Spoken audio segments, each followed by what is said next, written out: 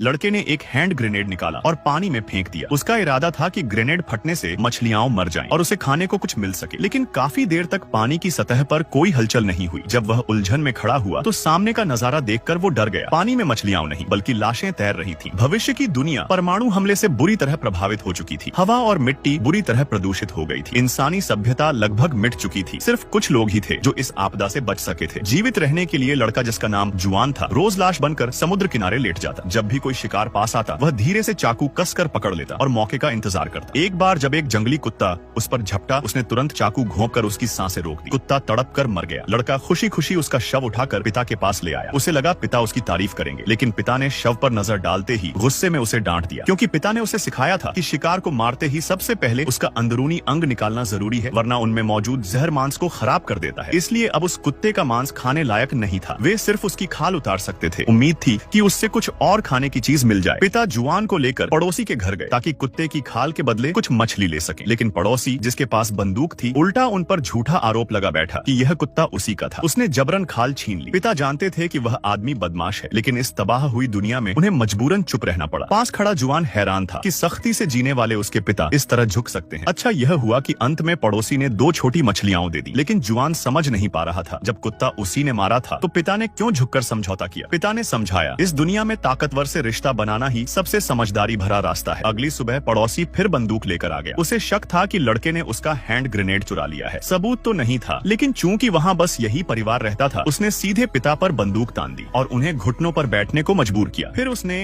हद पार कर दी। पिता को मुंह खोलने पर मजबूर किया और बंदूक की नली उनके मुंह में घुसा दी। पिता की जान खतरे में देखकर जुआन ने झट से एक तौलिया निकालकर उसे मुफ्त में दे दी। लालची पड़ोसी बिना कुछ और कहे तौलिया लेकर चला गया। जुआन ने राहत की सांस ली और पिता को सहारा दिया, लेकिन पिता ने उल्टा उसे थप्पड़ मार दिया, क्योंकि उन्हें पता था कि ग्रेनेड सच में उसी के बेटे ने चुराया था। निराश पिता वहाँ से चले गए और जुआन जाते हुए पड़ोसी को घूरता रहा। उसकी आंखों में गहरा गुस्सा और हत्या का इरादा झलक रहा था। बाद में लड़के ने घर में रखे मछली पकड़ने वाले जाल को खींचा और हैरानी की बात यह थी कि उसमें एक बड़ी मछली फंसी थी। वह बहुत खुश हुआ और दौड़कर पिता को यह खुशखबरी देने आया, लेकिन उसने पिता को कितना भी झकझोरा, पिता हिले तक नहीं। चूंकि लड़का महाप्रलय की दुनिया में पला था, उसे समझ ही नहीं आया कि पिता मर चुके हैं। असल में पिता अक्सर जंगल से जंगली साग सब्जियां तोड़कर खाते थे। उन्हें नहीं पता था कि जमीन जहरीली हो चुकी थी। लंबे समय तक इन्हें खाने से उनका शरीर जहर से भर गया था। यह बात लड़का नहीं जानता था। उसे तो लगा कि पिता सो रहे हैं। वह उन्हें जगाने की बजाय बाहर जाकर मछली भूनकर खाने लगा, लेकिन आधी रात तक भी जब पिता नहीं उठे तो उसे यकीन हो गया कि वे मर चुके हैं। उसकी नजर पिता के नीचे दबे एक डायरी पर पड़ी। वह डायरी जिसमें पिता हर रात कुछ लिखते थे। पिता हमेशा उसे मना करते थे कि झांकना मत, वरना सजा मिलेगी। अब जब पिता नहीं रहे, उसे मौका मिला। उसने डायरी उठाई, लेकिन पन्ने पलटकर देखा तो उसे कोई